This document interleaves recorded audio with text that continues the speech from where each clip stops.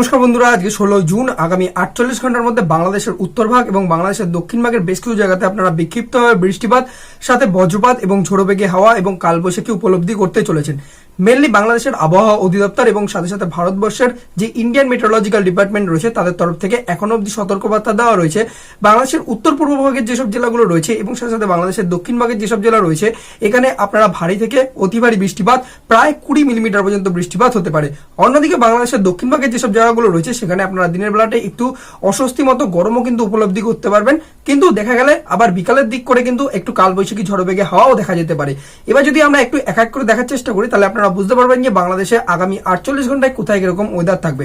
সবার প্রথম কথা হচ্ছে গিয়ে এখন ওয়েদার কন্ডিশন দেখতে গেলে হাওয়ার গতিবেগ প্রায় বঙ্গোপসাগর থেকে জলীয় বাষ্প সমেত কিন্তু মৌসুমী বায়ু পুরোপুরিভাবে বাংলাদেশের উপরে প্রভাব ফেলছে। এবার এর কারণ দেখতে গেলে আমরা 850 হেক্টোপাস্কেল এবং সাথে সাথে 925 হেক্টোপাস্কেলের ম্যাপ দেখবো, যেখান থেকে আমরা বুঝতে পারবো যে হাওয়া কিভাবে বইছে। সবার প্রথম কথা হচ্ছে কি 925 হেক্টোপাস্কেল বা প্রায় 1.8 কিলোমিটার উচ্চতার হাওয়াতে দেখতে গেলে বঙ্গোপসাগর থেকে জলীয় বাষ্পপূর্ণ হাওয়া পুরোপুরিভাবে বাংলাদেশের দক্ষিণ ভাগ থেকে পুরোপুরিভাবে কিন্তু বাংলাদেশের উত্তর পূর্ব ভাগে প্রবাহিত হচ্ছে। এবার যেই হাওয়াই কিন্তু দেখা যাচ্ছে যে ভারতবর্ষের যেসব পাহাড়গুলো রয়েছে সেখানে কিন্তু ধাক্কা খাচ্ছে এবং সাথে সাথে ওরোগ্রাফিক লিফট হচ্ছে উত্তর ভাগে, এবং এর জন্য কিন্তু বাংলাদেশের যে সিলেট মৌলভীবাজারের এরিয়া রয়েছে, সাথে হাবিগঞ্জ এবং নারায়ণগঞ্জের যে এরিয়া রয়েছে, কুমিল্লা ফেনীর এরিয়া রয়েছে, এই জায়গাগুলোতে আপনারা প্রায় কিন্তু 20 থেকে 25 মিলিমিটার পর্যন্ত বৃষ্টিপাত উপলব্ধি করতে চলেছেন। অন্যদিকে এই 925 হেক্টোপাস্কেলের হাওয়া দেখতে গেলে আমরা কিন্তু বিকালের দিক করে কিন্তু যে আমাদের বাকি যেসব যে উত্তর পশ্চিম দিকের এরিয়া রয়েছে যেমন রাজশাহীর বিস্তীর্ণ এরিয়া এবং খুলনা, পাবনা, চুয়াডাঙ্গা, কুষ্টিয়ার যে এরিয়া রয়েছে এই জায়গাগুলোতেও আপনারা কিন্তু বিকালের দিক করে প্রায় কিন্তু 40 কিলোমিটার পার আওয়ারে ঝোড়ো বেগে হাওয়া উপলব্ধি করতে চলেছেন। অন্যদিকে দেখতে গেলে আমাদের ভারতবর্ষ দেখতে গেলে সেখান থেকেও কিন্তু জলীয়বাষ্পপূর্ণ হাওয়া উত্তর ভাগে প্রবাহিত হচ্ছে এবং এখানেও কিন্তু উত্তর ভাগে ভারতবর্ষের কিন্তু বৃষ্টিপাত বৃদ্ধি হচ্ছে এবং সের প্রভাবে কিন্তু জলের স্রোতও কিন্তু বৃদ্ধি হতে পারে বাংলাদেশে।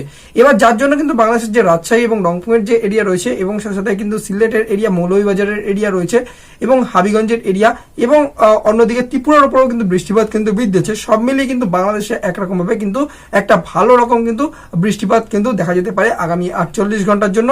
মোটামুটি ভাবে কিন্তু উত্তর পূর্ব ভাগের জেলাগুলোতে বৃষ্টিপাতের আশঙ্কা বেশি রয়েছে।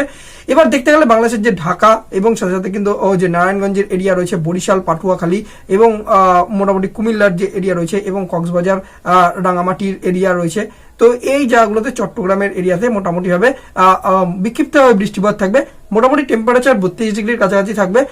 ঢাকাতেও মোটামুটি ভাবে গরমই থাকবে, খুব একটা বেশি বৃষ্টিপাতের আশঙ্কা নেই, কিন্তু বিকালের দিক করে কিন্তু ঝোড়ো বেগে হাওয়া এবং আকাশে কিন্তু মেঘ দেখা যেতে পারে। তো এই হচ্ছে কিন্তু আগামী 48 ঘন্টার জন্য বাংলাদেশের ওয়েদার আপডেট। বন্ধুরা, ভিডিওটা আপনারা বাংলাদেশের কোন জেলা থেকে দেখছেন জানাবেন অবশ্যই কমেন্ট বক্সে, আর আপনাদের জেলাতে কিরকম ওয়েদার কন্ডিশন রয়েছে সেটাও লিখবেন। আর এরকম যদি আপনারা রেগুলার আবহাওয়া সম্পর্কিত আপডেট পেতে চান তাহলে আবহাওয়া দর্পণকে অবশ্যই ইউটিউবে সাবস্ক্রাইব করে নেবেন।